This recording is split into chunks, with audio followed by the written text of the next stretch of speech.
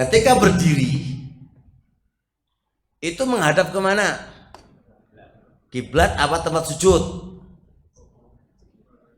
Yuk jelas tadi awal ya menghadap kiblat, Pak. Maksudnya ketika berdiri itu pas menghadap kiblat itu menghadapnya kenceng temboke atau ke tempat sujudnya?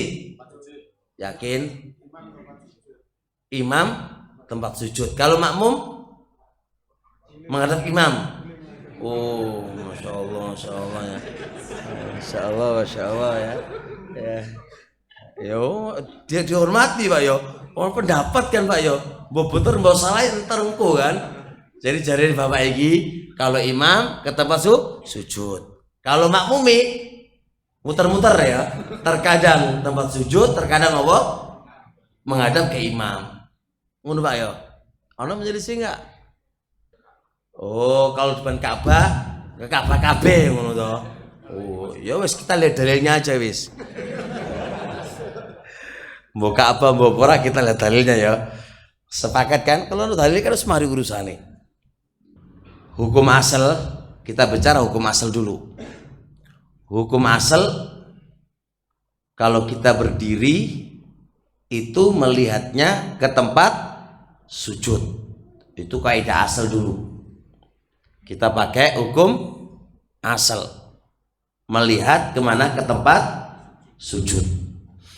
Berdasarkan hadis Abi Hurairah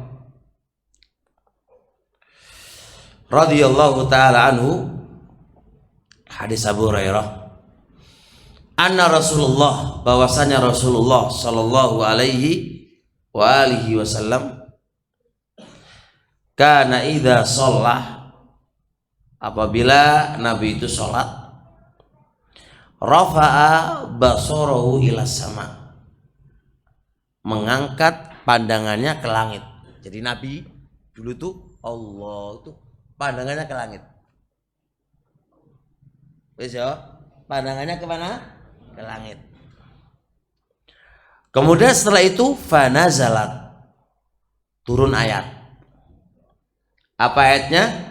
Alladzina hum fi sholatihim khashi'un. Sifatnya orang-orang mukmin itu kalau sholatnya harus khusyuk. Setelah turun ayat ini, apa yang terjadi? Fataqta'a ra'sahu, maka Rasulullah menundukkan kepalanya. Yang namanya menundukkan kepalanya itu kemana Pak? Ke tempat sujud. Maka ini dipakai dalil bahwasanya asal sholat itu menghadapnya ke tempat sujud. Kemudian hadis Aisyah radhiyallahu taala anha,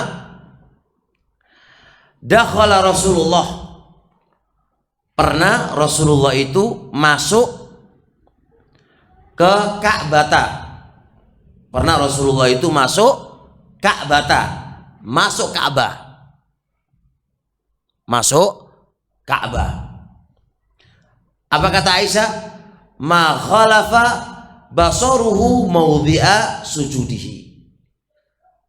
Pandangan Rasul itu tidak pernah lepas dari tempat sujudnya.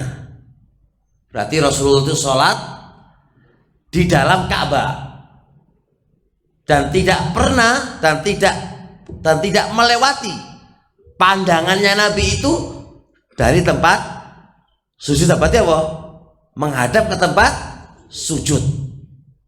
Itu kata Aisyah radhiyallahu anha, dan hadis itu dikatakan oleh Syekh Albani hadis sahih. Dua dalil tadi menunjukkan bahwasanya asal sholat baik itu imam maupun makmum adalah apa?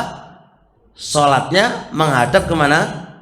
Ke tempat sujud, tanpa dibedakan apakah lihat Ka'bah atau tidak lihat Ka'bah.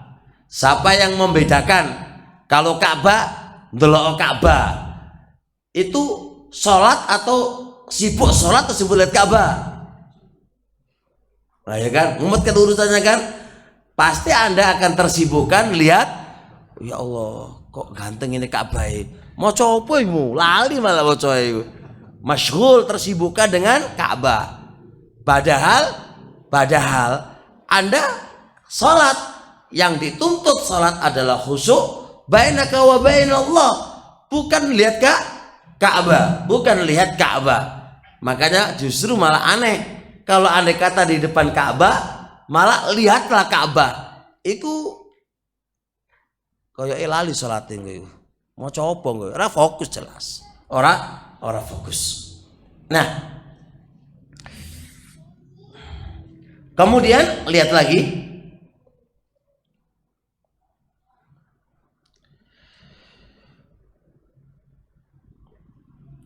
Ada, ini kan asal Pak, asal. Imam Malik berpendapat bahwasanya di beberapa hadis Nabi, kata Imam Malik, beberapa sahabat Nabi itu sahabat-nabiku sholati itu menghadap ke Nabi, tidak menghadap kemana? Ke tempat sujud, menghadapnya itu ke Nabi. Itu pendapat Imam Malik. Sehingga Imam Malik berpendapat enggak, bukan menghadap ke tempat sujud, tapi apa? Menghadap ke arah kiblat. Karena apa? Karena perbuatan sahabat Nabi ketika sholat di belakangnya Nabi itu menghadap ke arah Nabi, karena Nabi. Nah, terjadilah kontradiksi yang demikian ini. Sehingga Ibnu Hajar rahimahullahu taala dalam Fathul Bari beliau menyebutkan bahwasanya dibedakan bagi makmum. Kalau makmum itu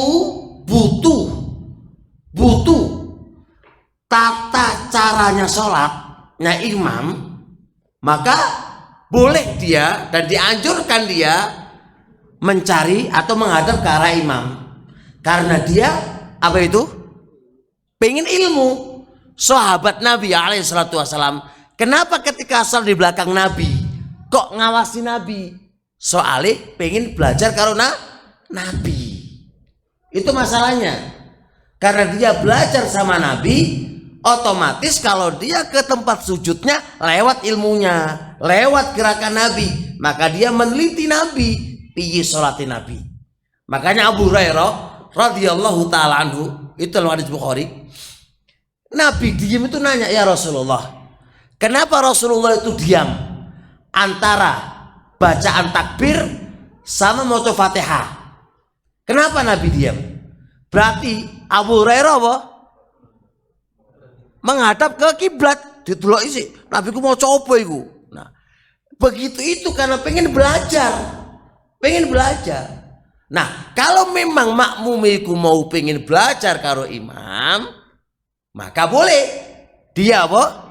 Menghadap ke arah imam, soalnya pengen belajar. Baik. Disitulah ada kaidah usul fikih, kaidah fikih ya. Al mafdhulu qad yakunu fadila limurajjihin. Awalnya enggak afdol, tapi ketika ada penguatnya menjadi afdol. Afdolnya ketika sholat menghadap kemana? Tempat sujud. Dan tidak afdol kalau menghadap ke imam. Tapi ketika ada hal-hal yang menguatkan dia, kayak apa menguatkan? Kayak belajar, kayak apa?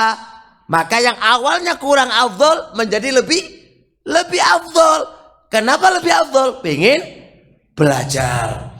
Jadi andai kata ada Syekh bin Bas, salah satu Pak ya, itu Syekh bin Bas, andai kata gitu kan, belum wafat ya, datang ke kita, pengen dulu sholat piyo. Nah, jadi antum awali ke bawah, sholat piyo tuh, gitu loh. Gak apa-apa, antum memperhatikan apa? Sholatnya beliaunya. Jangan-jangan sholatin dhewekku salah, berarti piye takbiri, piye opo, piye jongo, kan ngono toh. Itu berarti apa? Awalnya kurang afdal menjadi lebih afdal karena Anda pengen belajar. Kayak sahabat Nabi itu loh, dia pengen belajar sama Nabi, Makanya diperhatikan sholatnya Nabi. Tapi kalau nggak ada dain, nggak ada tuntutan, kayak sahabat tadi nggak ada tuntutan, kembali kepada kaidah asal, yaitu apa? Nah, paham apa rai?